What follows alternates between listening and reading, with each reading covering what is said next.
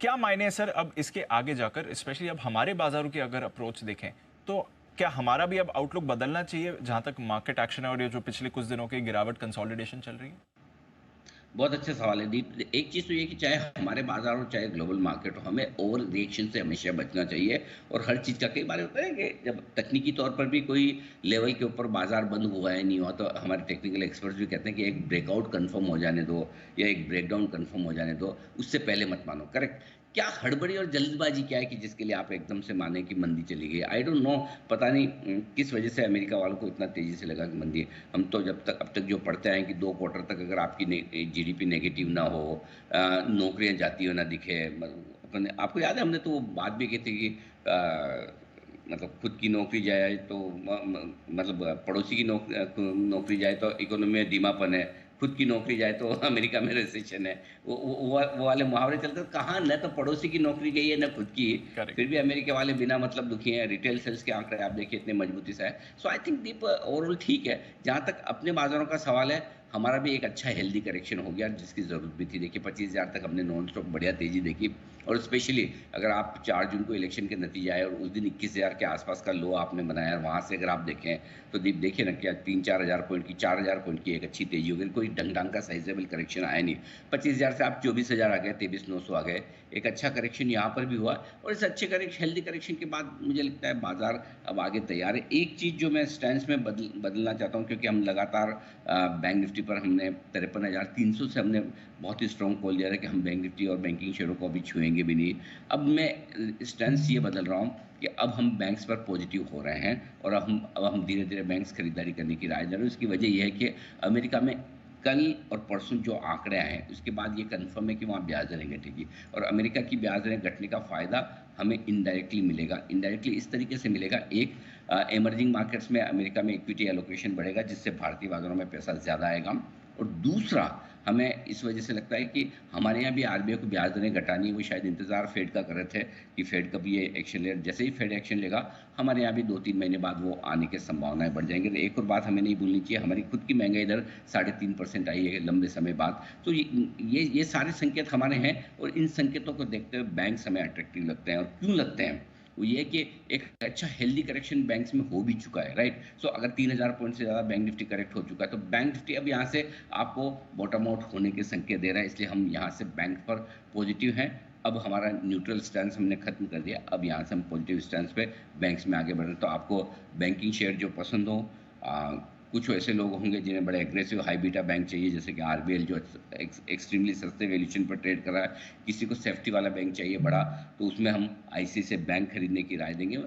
किसी को mid cap में, या मिड कैप तो नहीं कहूँगा लेकिन बीच में कोई ऐसा बैंक चाहिए तो शायद उनके लिए इंडसइंड बैंक जैसा बैंक हो सकता है। लेकिन यहाँ से हम एक स्टैंड जो चेंज कर रहे हैं आज वो ये कि अब आपको बैंक्स में खरीदारी करनी चाहिए। धीमे धीमे बैंक निफ्टी यहाँ से अच्छा प्रदर्शन करने के लिए धीरे धीरे तैयार होगा। और ये खरीदारी जो करनी है दीप, ये अब से लेकर 23-24 अगस्त तक करनी है, अगले हफ्ते तक करनी है। ये हफ्ता और अगला हफ्ता, ये हफ्ता तो खैर आज ही रहा है, अगले हफ्ते आपको धीमे धीमे खरीदारी करनी है।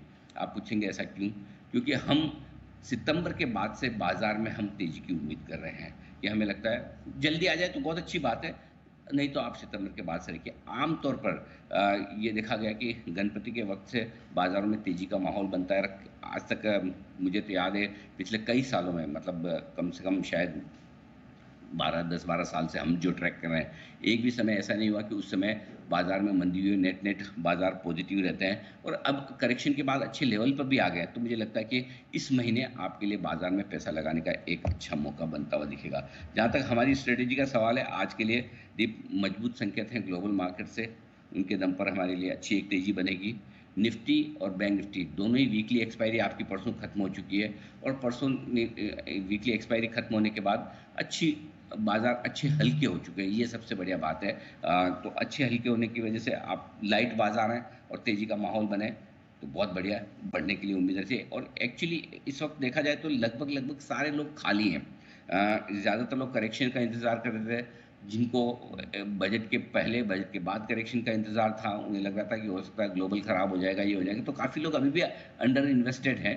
हल्के, और जो लोग थोड़े बहुत इन्वेस्टेड थे उन्होंने प्रॉफिट बुकिंग किए। तो मुझे लगता है दीप कि अब भी यहाँ से हल्के बाज़ारों के लिए ऊपर जाने की जगह है। तीसरी बात ये कि घरेलू फंड्स अच्छी खरीदारी कर रहे हैं, लगातार पैसा डाल रहे हैं इस गिरावट में, और वो स्मार्ट है, समझदार हैं, वो कमज़ोरी में खरीदते ही हैं। हालाँकि एफआईज़ ने पिछले 3 दिनों से बड़ी बिकवाली की है, लेकिन एफआईज़ की बिकवाली का कोई बड़ी बात नहीं कि आज ही आपको उसमें परिवर्तन आता दिखे। हो सकता है एफआईज़ वापस से खरीदने के मूड में आ जाए, तो कोई बड़ी बात नहीं है। लेकिन बेचा है तो उसमें एक पॉजिटिव भी है। उनकी एफआईज़ की इंडेक्स लॉन्ग पोजीशन घटकर 47% पर रहेगी, यानी कि अब अच्छे लेवल पर आ गए जहाँ पर उन्होंने और एग्रेसिव बेचने की ज़रूरत नहीं है। ऐसा नहीं कि वो यहाँ से कम नहीं कर सकते हैं, बिल्कुल कर सकते हैं, लेकिन काफ़ी कंफर्टेबल लेवल पर आ गए जिसमें अब उनको पैनिक करके बेचने की ज़रूरत नहीं कि अरे! ग्लोबल मार्केट खराब हो गया। अच्छा, दूसरा उनको भी तो डर तो बाहर का ही है ना, इसीलिए बेच रहे थे। इंडिया मार्केट की वज़ह से तो बेच नहीं रहे थे, तो आई थिंक वो एक अच्छा चीज़ है। अब दीप आज है ना 1-2 चीज़ें मैं बात आपको बहुत इम्पोर्टेंट बताने वाला हूँ, जो हर एक इन्वेस्टर के और ट्रेडर दोनों के काम की है। नंबर 1, जो ग्लोबल रिकवरी हो रही है उसमें अब आपको खरीदना क्या है?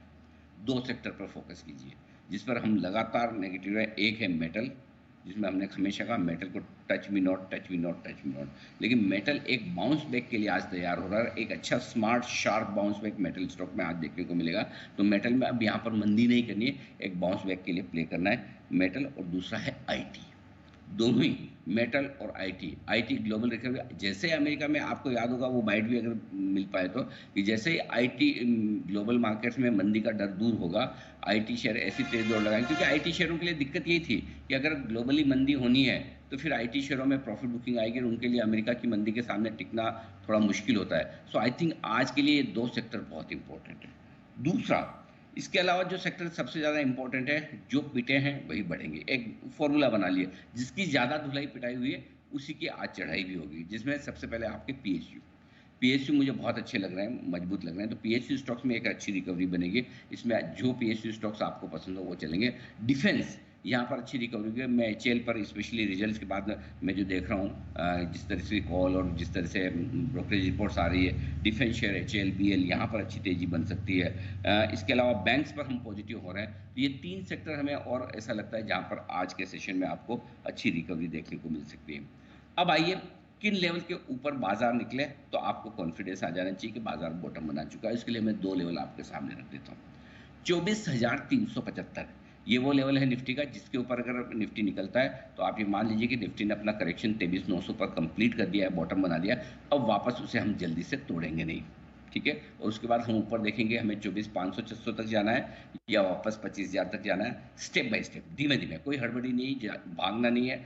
भागते हैं तो गिर जाते हैं, चोट ज़्यादा लगती है। चलते तो आराम से मंजिल तक पहुँचते हैं बिना किसी नुकसान के। तो धीरे-धीरे, one by one, step by step Nifty को हमें आगे बढ़ाना है। तो 24,375 पहली रुकावट है जिसके ऊपर बंद होना है। वही रुकावट बैंक निफ्टी पर 50,600 की है। एक बार इसके ऊपर बंद हुए तो कम से कम नीचे का खतरा कम हो। भई ऐसा ही है ना कि कोई एथलीट अगर कुछ मसल पुल कर ले या किसी तरह से बीमार हो जाए, तो पहले अपनी उसकी रिकवरी करता है, उसके बाद अपने स्पोर्ट में उतरता था। हम यहाँ पर रिकवरी के लिए इन 2 लेवल पर फोकस करेंगे कि ये जिस दिन इसके ऊपर बंद हो गए, यहाँ से फिर आपकी गिरावट खत्म होने के संकेत आ जाएंगे। इन्वेस्टर्स को अब से लेकर 23 अगस्त तक खरीदारी के मौके ढूंढने हैं। सितंबर से हम बाजार में अच्छी तेजी की उम्मीद कर रहे हैं, ये हम पहले बता चुके हैं। मिड कैप और स्मॉल कैप शेयरों में भी अब पैसा लगाने की राय आपके लिए आती दिख रही। तो थोड़ा सा नहीं, काफ़ी कुछ स्टैंड हमने चेंज किया। दीप इस बार स्टैंड बदला है कि अब यहाँ से मौके खरीदारी के ढूंढने, न कि बिकवाली के। जी। तो अब अप्रोच आपको बाजार में बदलनी है। अब खरीदारी के मौकों पर रखिए नजर। जैसा अनिल जी ने कहा, आज का सेशन हो या फिर आने वाला हफ्ता हो, आपको मौके मिलेंगे और कुछ सेक्टर्स भी अनिल जी ने रिकॉग्नाइज कर दिए हैं।